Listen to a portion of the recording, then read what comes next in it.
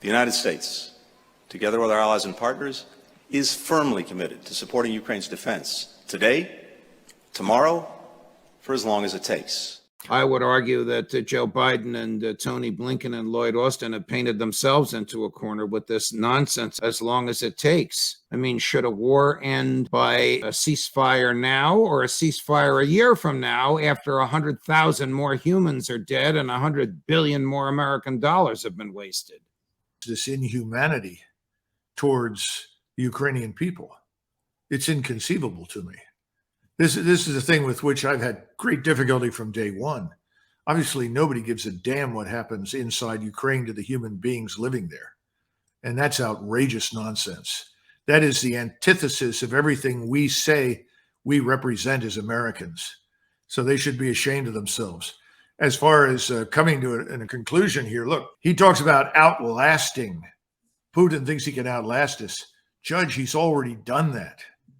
Take a long, good look at Germany.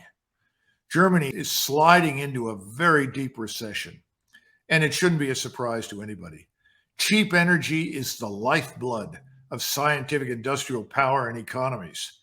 Germany is being industrialized by their own leadership. Just yesterday, I watched a speech that Scholz arrived to give. He couldn't give it. He was booed off the stage. People yelled at him and screamed at him. He kept saying, "We are fighting Putin. We have to fight Putin." And people just said, "Nonsense. Boo, forget it." The Germans never believed that the so-called Russians were coming. Nobody in Europe, in Western Europe, believed that. This is nonsense that we've spun out of it.